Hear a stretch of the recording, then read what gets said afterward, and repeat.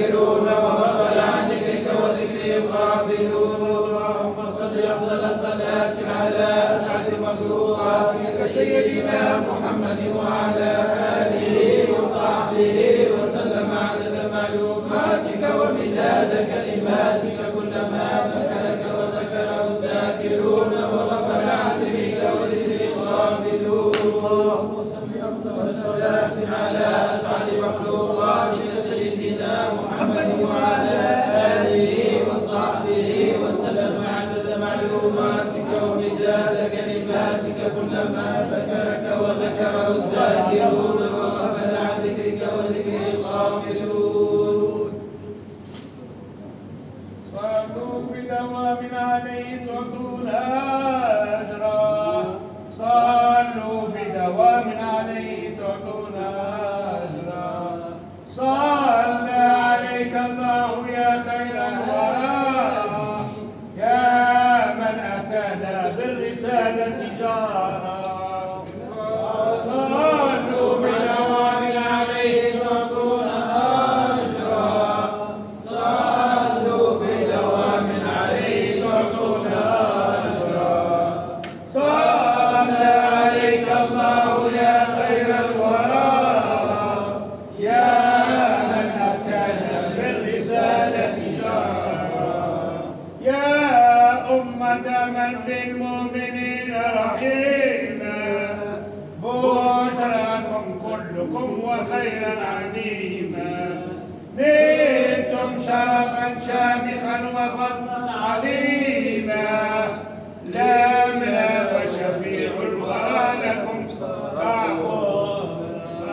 صلوا بدوام عليه تعطون أجرا.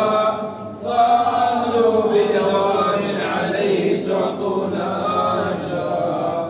صلى عليك الله يا خير الورى يا من أتانا بالرسالة جارا.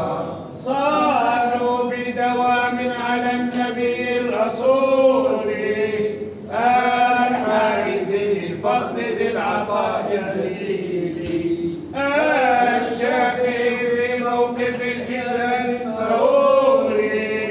والخلق سكارى والنار تزداد حارا. صلوا بدوام عليه تعطون أجرا. صلوا بدوام عليه تعطون أجرا. صلى عليك الله يا خير الورى يا من أتانا بالرسالة جارا. فهو القمر الكامل السراج المنير وهو الفاتح الخاتم البشير النذير وهو السيد العمدة الغياث المدير والحارس مجدا لا يستطيع النصرا. صلوا بدوام عليه تعطون أجرا. صلوا بدوام عليه تعطون أجرا. صلى عليك الله يا خير الورى يا من أتانا بالرسالة جارا.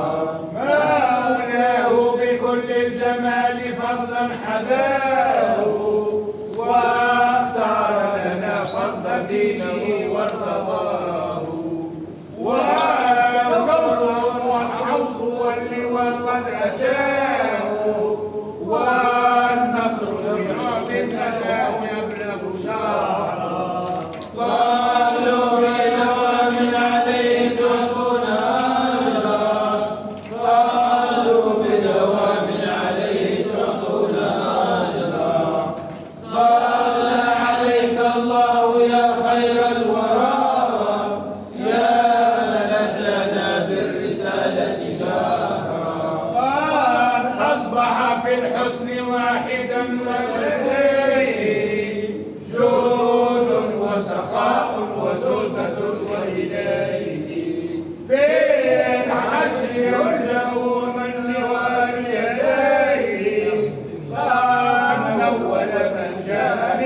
يطلب يسرا صلوا بدوام عليه تعطون أجرا صلوا بدوام عليه تعطون أجرا صلى عليك الله يا خير الورى يا من أتانا بالرسالة جارا قد جاء ختاما للأنبياء الكرام حقا ورحيما ورحمة للأنام وحل مقاما أكرم به من مقامي فضلا وله ذو الجلال عذب قادرا صلوا بدوام عليه تعطون أجرا صلوا بدوام عليه تعطون أجرا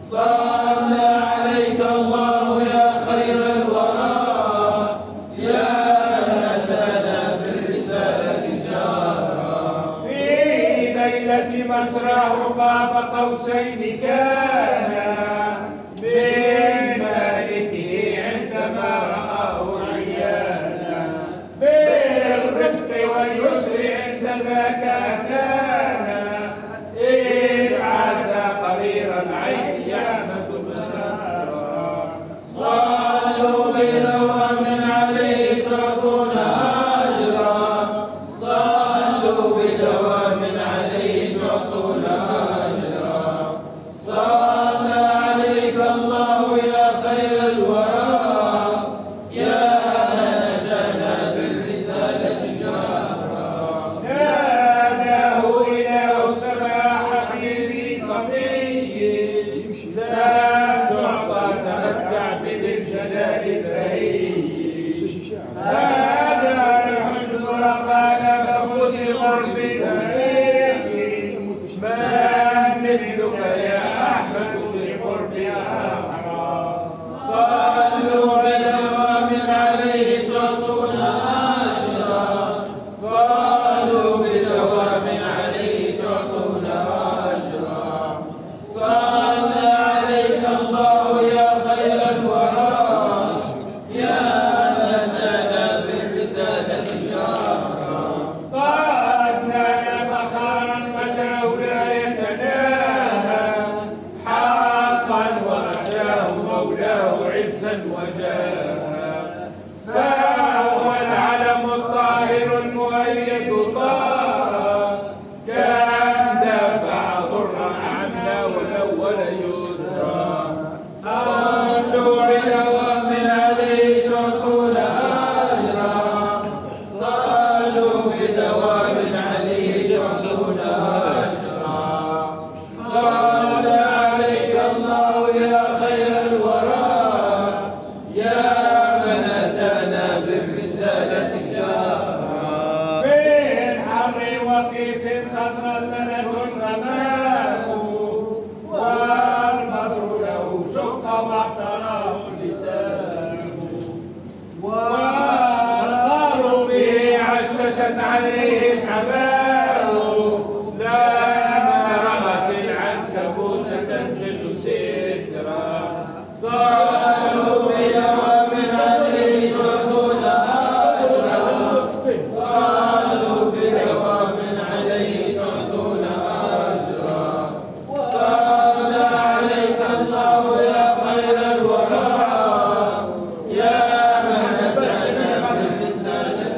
جارا واجع لخوف الفراق قد حاشا والضب له بالسلام أعلن نطقا وشجرة جاءت له تجر عرقا والظبي جلادا به فوفاها نصرا صلوا بدوام عليه تعطون أجرا صلوا بدوام عليه تعطون أجرا صلى عليك الله يا خير الورى يا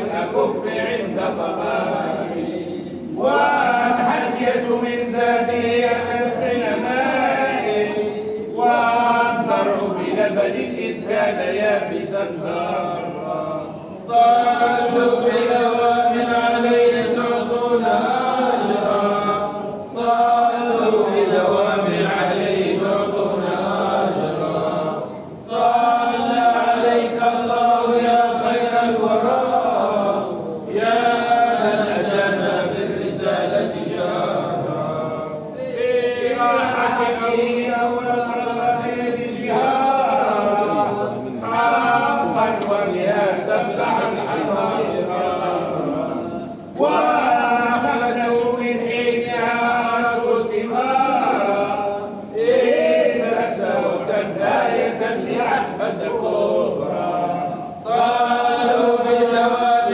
عليه تعطونا أجرا صلوا بدوام عليه تعطونا أجرا صلى عليك الله يا خير الورى يا من أتانا بالرسالة جارا أقبلكم آية لأحمد تركا كالصبح سداء وبالضياء القدر أجدا ما أقام لها ونقنا من أين لن يستطيع للقدر عاصرا صلوا بدوام عليه تعطونا أجرا صلوا بدوام عليه تعطونا أجرا صلى عليك الله يا خير الورى يا من أتانا بالرسالة جارا وأنت يا شريف الورى كريم الفخار في الكون فخارا أكرم به من فخاري من أسماك إليه طلوع الشمس نهاري من بعد غروبها ونبع سمارا صلوا بدوام عليه تعطونا أجرا صلوا بدوام عليه تعطونا أجرا صلى عليك الله يا خير الورى يا من أتانا بالرسالة جارا يا أكرم رسل الإله يا خير هادي يا أفضل من جاء بالهدى والرشاد جودي بأمان ونصرة الفكر عادي فأنت شفيعي إليك سرا وجارا صلوا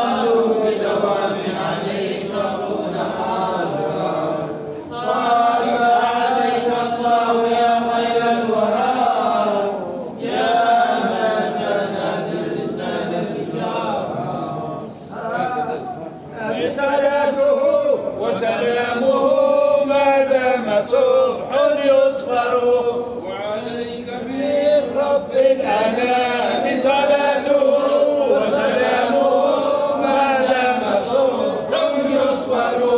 وعليك من رب الأنام صلاته وسلامه ما دام صبحا يصفر. صلى عليك الله يا خير الورى ما لاح نجم في الحنادس يظهر. وعليك من رب الأنام صلاته وسلامه ما دام صبحا يصفر.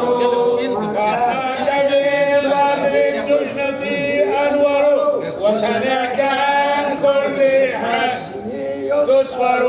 وعليك من رب الأنام صلاته وسلامه ما دام صبح يصفر. وجمال وجهك من هلال الليل أجرى ومن شمس الظهيرة أبهر. وعليك من رب الأنام صلاته وسلامه ما دام صبح يصفر. وقوام قدك من قضيب الليل أحلى وأرشق في العيون وأنظر. وعليك من رب الأنام صلاته وسلامه ما دام صبح يصفر. يا أيها البدر الذي لحظاته أضحت بها تسهر. وعليك من رب الأنام صلاته وسلامه ما دام صبح يصفر. قسما بذلكم الجمال وما حوى يا ملتفي من كل شيء يسهر. وعليك من رب الأنام صلاته وسلامه ما دام صبح يصفر. وبنشرك العطر الذي رياه من نشر الرياحين الأزاهر يعطر. وعليك من رب الأنام صلاته وسلامه ما دام الصبح يصفر. وبفرط حبك واتصال صبابتي وبمدمر عليك ويظهر. وعليك من رب الأنام صلاته وسلامه ما دام صبح يصفر. ما غبت عن عيني فديتك لحظة وسواك رب حشاشتي لا يعمر. وعليك من رب الأنام صلاته وسلامه ما دام صبح يصفر. فشهود ما ألقاه خالد لوعته في القلب أيدها بطرف يعبر. وعليك من رب الأنام صلاته وسلامه ما دام صبح يصفر. وصحيح وجدي مسند ومعاند وغريب شوق مثبت ومحرر. وعليك من رب الأنام صلاته وسلامه ما دام صبح يصفر. وحديث دمعي مرسل ومسلسل وسلوك القلب مظهر ومحصر. وعليك من رب الأنام صلاته وسلامه ما دام صبح يصفر. السيد البر العماد العروة الوثقى المناد الأكبر. وعليك من رب الأنام صلاته وسلامه ما دام صبح يصفر. الأكرم الأتقى الحبيب المرتضى خير الورى طاهر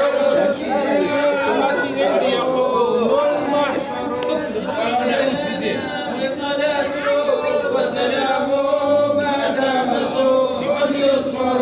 أنت الحبيب المصطفى علم الهدى مجلي الصدى القدر الأتى الأنهر. وعليك من رب الأنام صلاته وسلامه ما دام صبح يصفر. أنت خلت القرون وذكره في العالمين مردد ومكرر. وعليك من رب الأنام صلاته وسلامه ما دام صبح يسفر. أنت الذي قد ظللتك غمامة وعليك أنوية الكرامة تنشر. وعليك من رب الأنام صلاته وسلامه ما دام صبح يسفر. أنت الذي نطق الكتاب بفضله وبقدره العلي أصبح يخبر. وعليك من رب الأنام صلاته وسلامه ما دام صبح يسفر. أنت المرفع والمشفع في الورى يوم القيامة يقوم المحشر. وعليك من رب الأنام صلاته وسلامه ما دام صبح يسفر. أنت المؤيد والممجد والصدوق الصادق الوعد البشير المنذر. وعليك من رب الأنام صلاته وسلامه ما دام صبح يسفر. أنت الكريم على الكريم ووجهك قدر الكريم به المآثم تغفر. وعليك من رب الأنام صلاته وسلامه ما دام صبح يسفر. أنت الذي صلى عليك إلهنا رب الخلائق في الكتاب مسطر. وعليك من رب الأنام صلاته وسلامه ما دام صبح يسفر. يا سيد الإرسال يا أوفى الورى لمن ويا من فضله لا يحصر. وعليك من رب الأنام صلاته وسلامه ما دام صبح يسفر. لله ما أحلى شمائلك التي فيها الشفاء وهي السرور والنير. وعليك من رب الأنام صلاته وسلامه ما دام صبح يسفر. يا مرجعي يا مفزعي يا عدتي يوم الحساب إذ يقوم المحشر. وعليك من رب الأنام صلاته وسلامه ما دام صبح يسفر. يا من به شغفي وحسن مديحي شرفي وعنه رؤيتي لا تفتر. وعليك من رب الأنام صلاته وسلامه ما دام صبح يسفر. لابن العروسي الخويني بذمة لك في غد من كل خاطب يظهر. وعليك من رب الأنام صلاته وسلامه ما دام صبح يسفر. ولديه ظن فيكم متحقق بمديحه لك قلبه لا يكسر. وعليك من رب الأنام صلاته وسلامه ما دام صبح يسفر. أنا يخاف وأنت حصن مانع أم كيف يخشى معها من يحذر. وعليك من رب الأنام صلاته وسلامه ما دام صبح يسفر. فأعلنه أمنا دائما وشفاعة لعظيم ذنب في الكتاب مسطر. وعليك من رب الأنام صلاته وسلامه ما دام صبح يسفر. وعلى صحابتك الكرام ذوي النهى ما لاح في الظلماء نجم يسهر. وعليك من رب الأنام صلاته وسلامه ما دام صبح يسفر. سلم على من هو للخلق رحمة وشفاء وعلى الآل والصحابة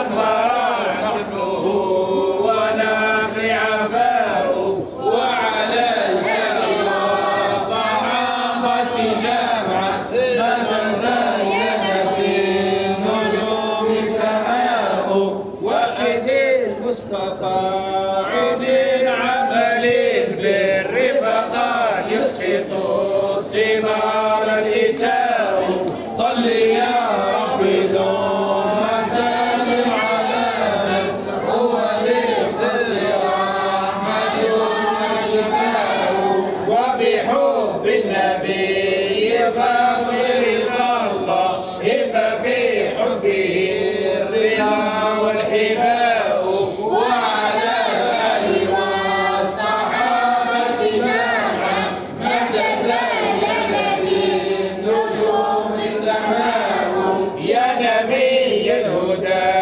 استغاثتنا له بنظرت بحاله الحوباء صل يا ربي ثم سلم على من هو للخلق رحمة وشفاء يدعي الحب وهو يأمر بالسوء ومن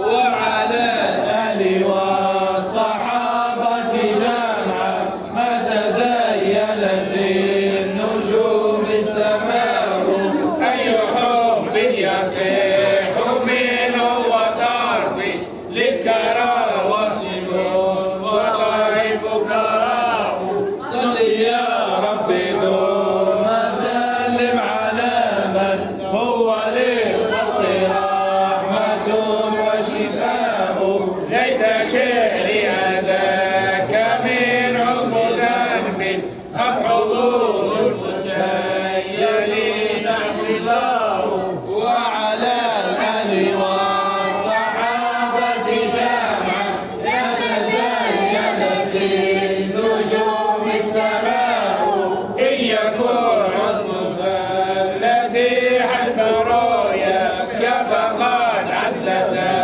أقل بالدواء صل يا ربي ثم سلم على من هو للخلق رحمة وشفاء كيف يصطف بقلب محب وله ذكرك الجميل جلاه وعلى الآل والصحابة جمعا ما تزينت النجوم السماء هذه علتي وأنت طبيبي ليس يخفى عليك في القلب داء وعلى الآل والصحابة جمعا ما تزينت النجوم السماء ومن الفوز أن أخذك شكوى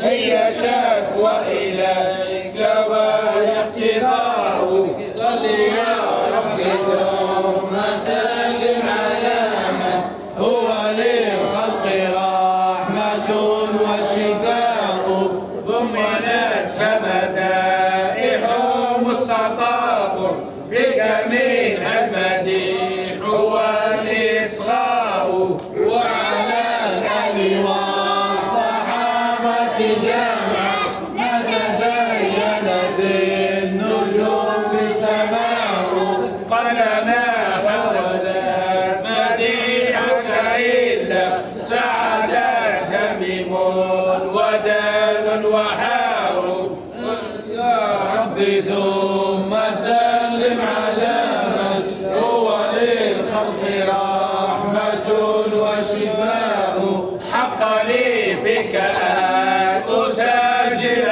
قوما سلما منهم الإله وعلى الآل والصحابة جمعا ما تزينت النجوم السماء إن لي غيرة وقد زحمتني في معاني مديحك الشعراء صل يا ربي ثم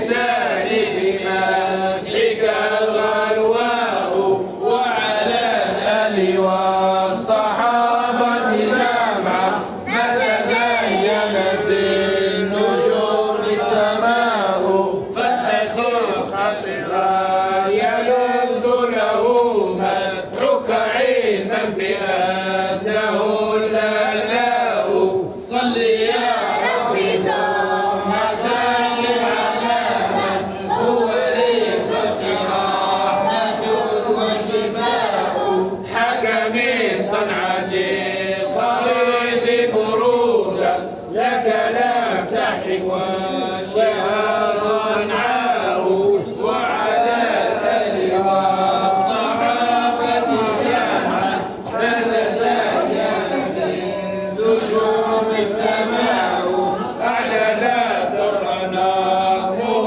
فاستوى فيه اليدان الصناع والخرقاء صل يا ربي ثم سلم على من هو للخلق رحمة وشفاء فضعوا الصحابين تقاطع دفقا من تغار منها الضاء وعلى الآل والصحابة جمعا ما تزينت النجوم السماء بذكر الآيات أوفك مدحا أين مني وأين منها الوفاء صل يا ربي ثم سلم على من هو للخلق رحمة وشفاء أم أماري بهن قوم نبي ساء ما ظنه بي الأنبياء وعلى الآل والصحابة جمعا ما تزينت بالنجوم السماء ولك الأمة التي غبطت بك لما أتاها الأنبياء وعلى الآل والصحابة جمعا ما تزينت النجوم السماء لا تخاف بعدك الضلال وفينا ورثوا لهديك العلماء صل يا ربي ثم سلم على من هو للخلق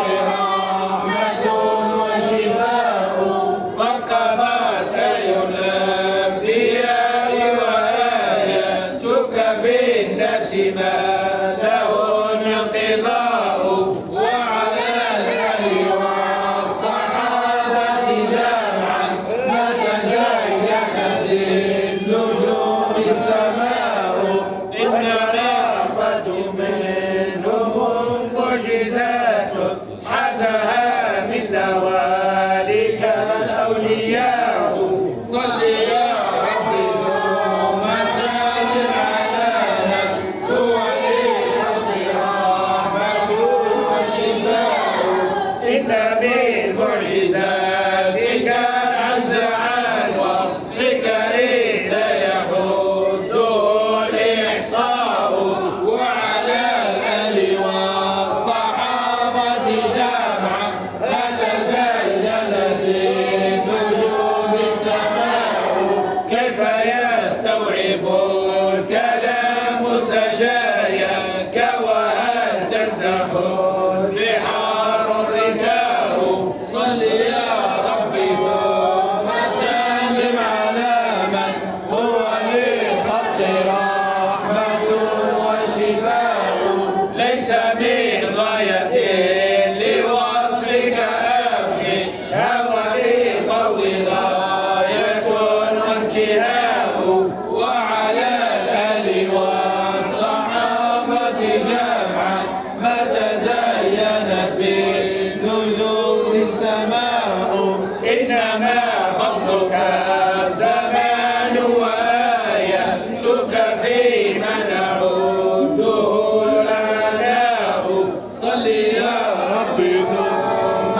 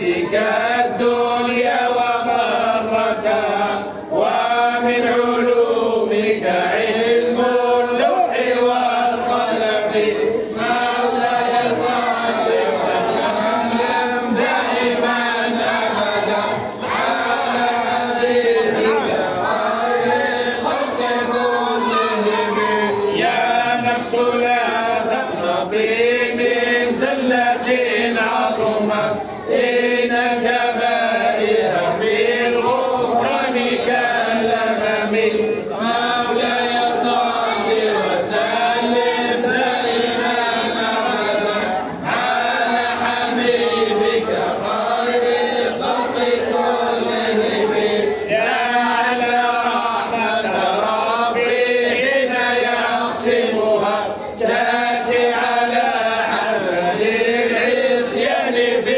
القسم مولاي صل وسلم دائما أبدا على حبيبك خير الخلق كلهم يا ربي واجعل رجائي غير منعكس لديك واجعل حسابي غير منخرم مولاي صل وسلم دائما ابدا على حبيبك خير الخلق كلهم واطلب بعبدك في الدارين ان له صبرا متى تكره الاهوال ينهزم مولاي صل وسلم دائما ابدا على حبيبك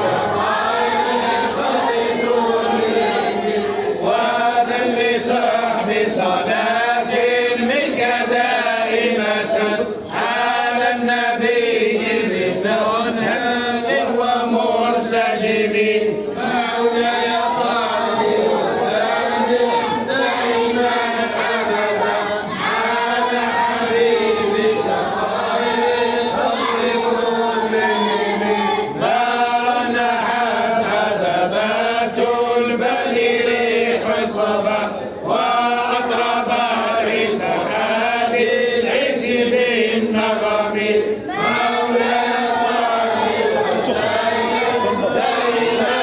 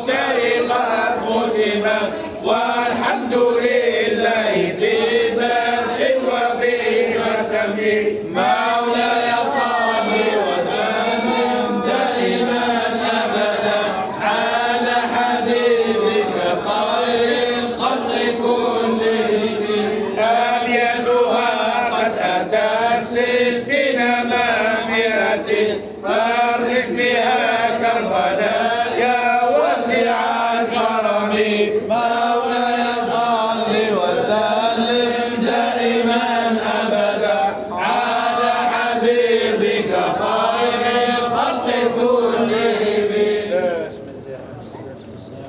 يبتدئ الإملاء باسم الذات العالية مستديرا فضل البركات على ما أناله وأولاه، وأثني بحمد موارده سائغة هنية ممتقيا من الشكر الجميل مطاياه، وأصلي وأسلم على النور الموصوف بالتقدم والأولوية المنتقل في الغرر الكريمة والجباه، واستمنع الله تعالى رضوانا يخص العطرة طاهرا نبويا ويعم الصحابة والأتباع ومن والاه، واستجديه بهداية لسلوك سبل الواضحة الجلية وحفظا من الغواية في خطط الخطى وخطاه، وانشر من قصة المولد الشريف النبوي برودا حسانا عبقريا ناظما من النسب الشريف أكدا تحل المسامع بحلاه،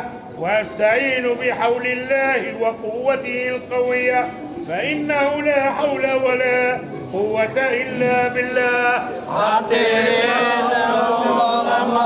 الشريف بعود شديد بصلاة وتسليم.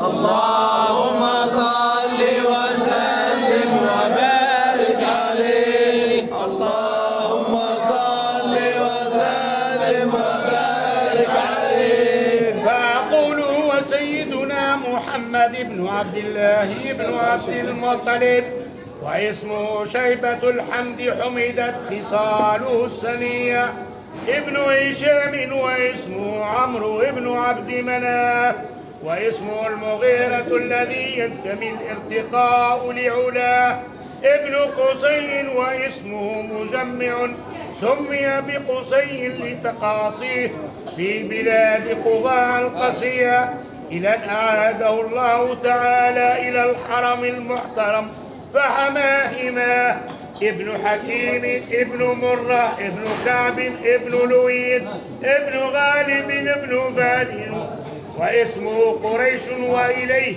تنسب البطون القريشية، وما فوقه كناني كما جنح إليه الكثير وارتضاه، ابن مالك ابن النضر ابن كنانة ابن خزيمة ابن مدركة ابن الياس، وهو أول من أهدى البدن إلى الرحاب بالحرمية، وسمع في صلبه النبي صلى الله عليه وسلم ذكر الله تعالى ولباه، ابن مضر ابن نزار ابن معدن ابن عدنان، وهذا سلك نظمت فرائده بنان السنة السنية، ورفعه إلى الخليل إبراهيم عليه السلام أمسك عنه الشارع وأباه.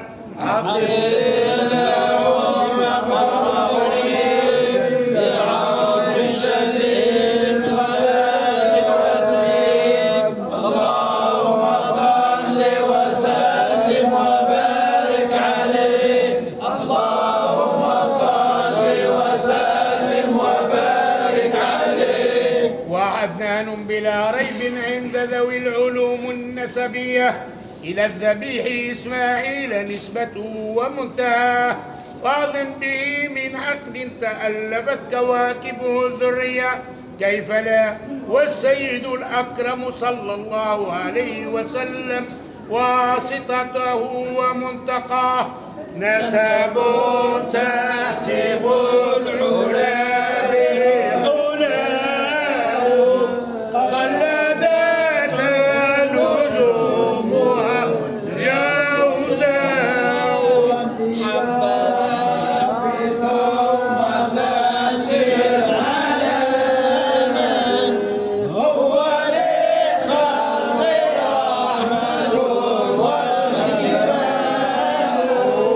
حبذا إخد سودة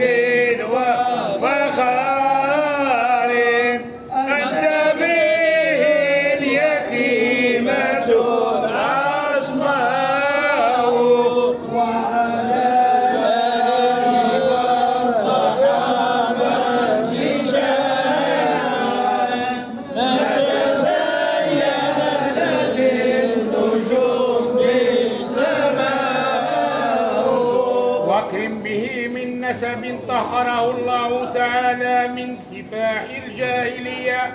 وأورد زين العراقي وارده في مورده الهني ورواه: حفظ الإله كرامة لمحمد، أباه الأمجاد صونا لاسمه، تركوا السفاح فلم يسره عاره، من آدم وإلى أبيه وأمه. سرى نور النبوة في أسارير غررهم البهية، وبدا بدرهم في جبينه جده عبد المطلب وابنه عبد الله.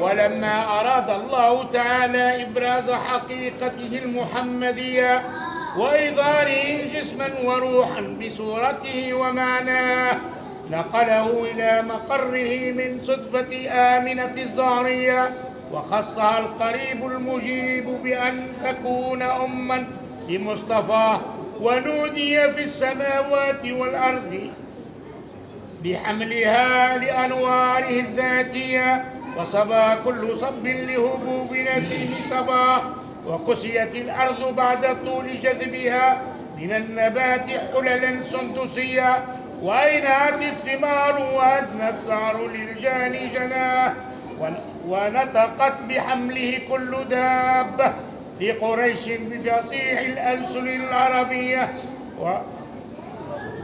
وخسوت الأسر والأصنام على الوجوه والأفواه، وتباشرت وحوش المشارق والمغارب ودوابها البحرية، واحتسنت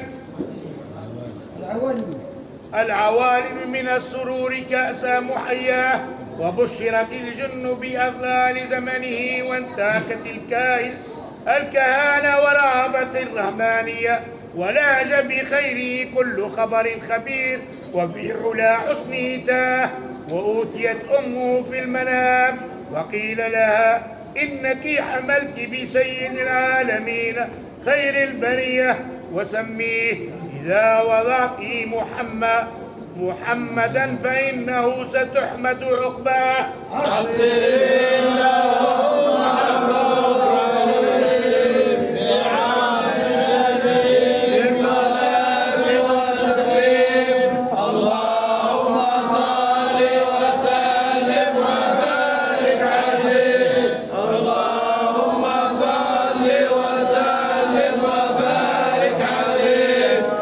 ولما أراد الله تعالى إبراز حقيقته المحمدية وإظهاره جسما وروحا بصورته ومعناه، نقله إلى مقره من صدفة آمنة الزهرية، وخصها القريب المجيب بأن تكون أما لمصطفاه، ونودي في السماوات والأرض بحملها لأنواره الذاتية، وصبا كل صب لهبوب نسيم صباه، وكسيت الأرض بعد طول جذبها من النبات حللا سندسية، وأينعت الثمار وأدنى الشجر الجاني جناه، ونطقت بحمله كل دابة لقريش بفصيح الألسن العربية، وخرت الأسرة والأصنام على الوجوه والأفواه،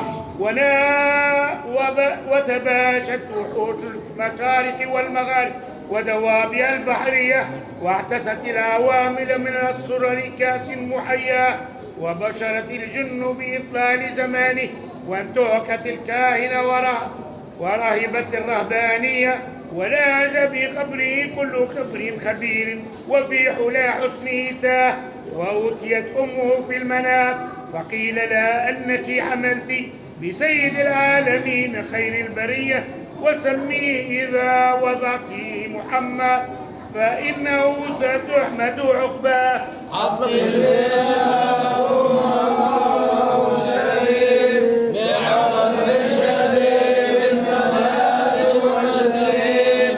اللهم صل وسلم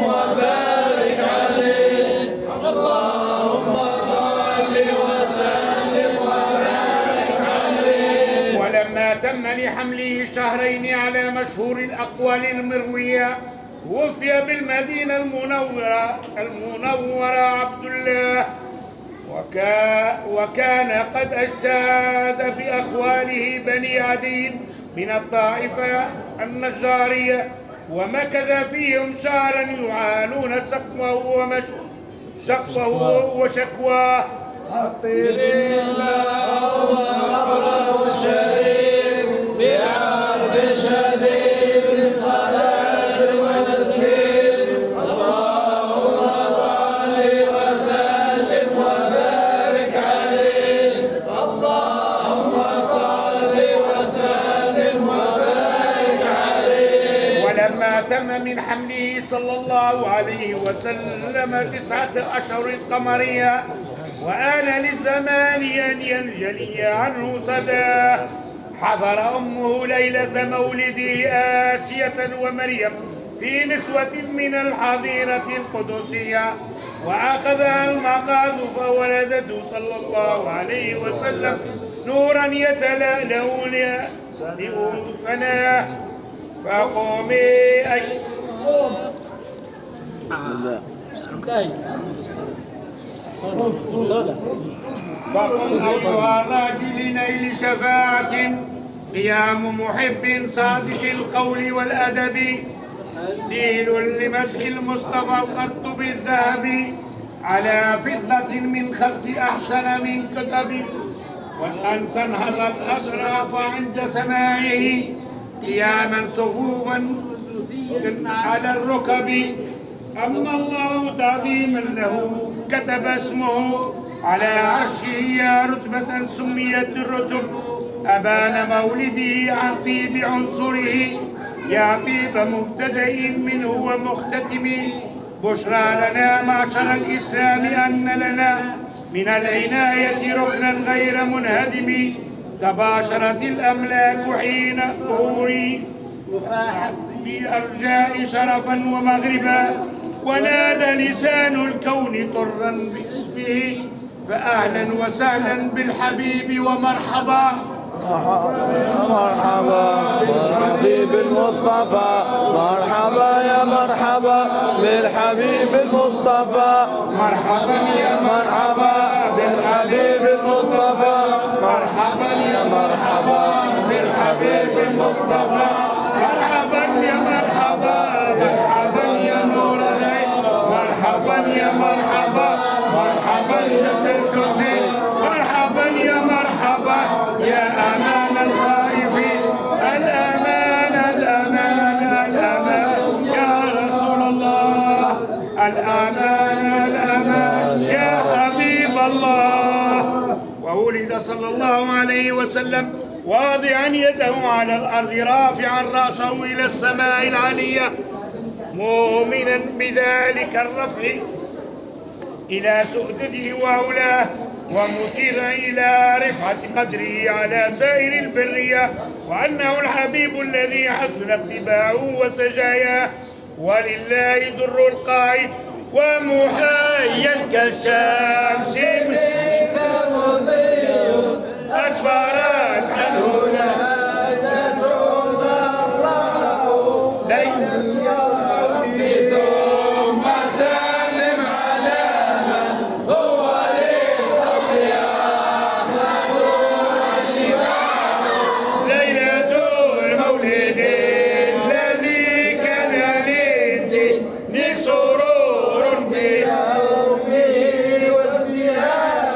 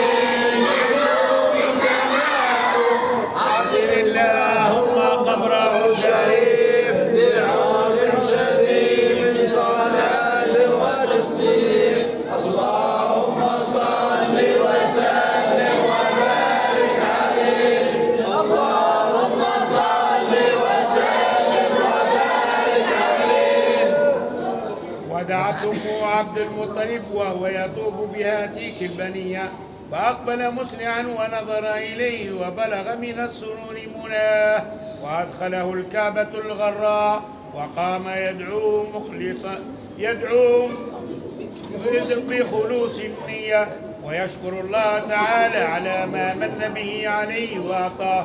ولد صلى الله عليه وسلم نظيفا مختوما مقطوع السرة بيد القدرة الإلهية، طيبا دهينا مدخولا بكحل العناية عيناه.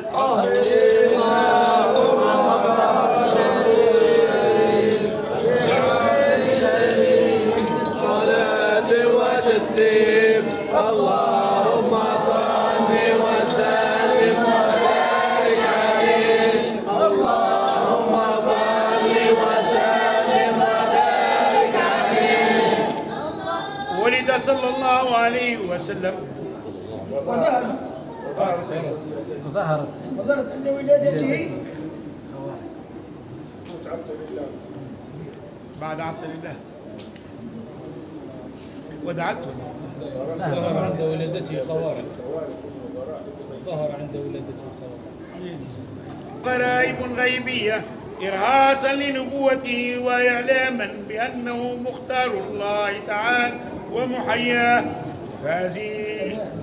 فزيدت السماء حفظا ورد عنها المردة وذو النفوس الشيطانية، ورحمت رجوم النيران كل رحيم فيه حال مرفاه، وتدالت إليه صلى الله عليه وسلم الأنجم الزهرية واستنارت بنورها وهداه الحرم ورباه، وخرج معه صلى الله عليه وسلم نورا أضاء له قصور الشام القيصرية، فرأى من بطاح مكة داره ومغناه، وانصدع الإيوان بالمدائن الكسراوية الذي رفع أبو شروان سبكا وسواه، وسقط 14 من شرفاء العلوية، وكسر سرير الملك كسرى لهول أصابه وعلاه، وخمدت النيران المعبودة بالمماليك الفارسية لطلوع بدره المنير وإشراق محياه، وغاضت بحيرة صاوى وكانت بين أمثال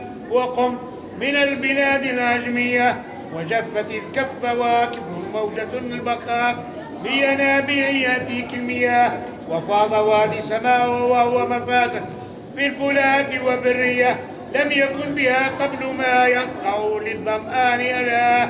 وكان مولده صلى الله عليه وسلم بالموضع المعروف بالراس الملكية والبلد الحرام الذي لا يحمد شجره ولا يجتبى خلاه، واختلف في عام ولادته صلى الله عليه وسلم وفي شهرها وفي يومها على أقوال للعلماء المروية، والراجح أنها قبل فجر يوم الاثنين 12 شهر ربيع الأول من عام الفيل الذي صده الله تعالى عن الحرم وحماه. عطر اللهم عمره الشريف بعرض شريف صلاة وتسليم اللهم صل وسلم وبارك عليه اللهم صل وسلم وبارك عليه.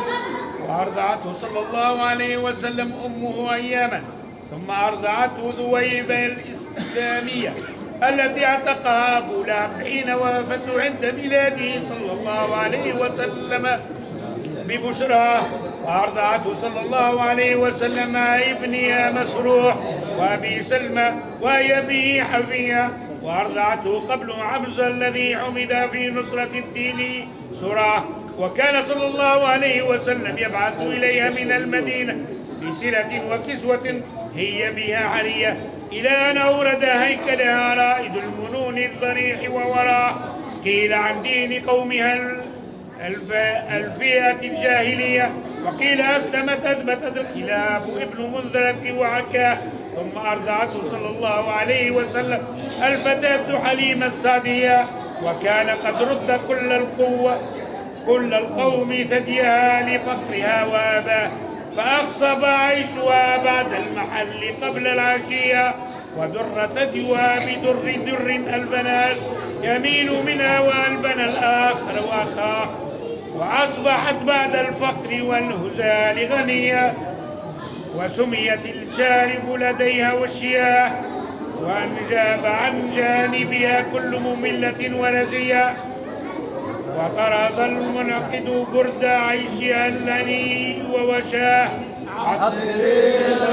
اللهم قرب الشريف بعرف شديد الصلاة والتسليم. اللهم صل وسلم وبارك عليه. اللهم صل وسلم وبارك عليه. وكان صلى الله عليه وسلم يشب في اليوم شباب الصبي في الشهر بعناية ربانية، فقام على قدميه في 3 ومشى في 5 وقويت في 9 من الشهور بفصيح النطق قواه، وشق الملكان صدره الشريف لديها وأخرجا منه علقة دموية، وأزال منه حظ الشيطان بالثلج غسلاه، وملأه حكمة ومعاني إيمانية، ثم خطاه وبخاتم النبوة ختماه، ووزناه ورجع ب1000 من أمته الخيرية، ونشأ صلى الله عليه وسلم على أكمل الأوصاف من حال السباع، ثم ردته إلى أمه وهو به سخيا، حذرا من أن يصاب بمصاب حادث تخشاه، ووفدت عليه حليمة في أيام خديجة السيدة الرضية، فحباها من حبائبه الوافر محتماه، وقدمت عليه في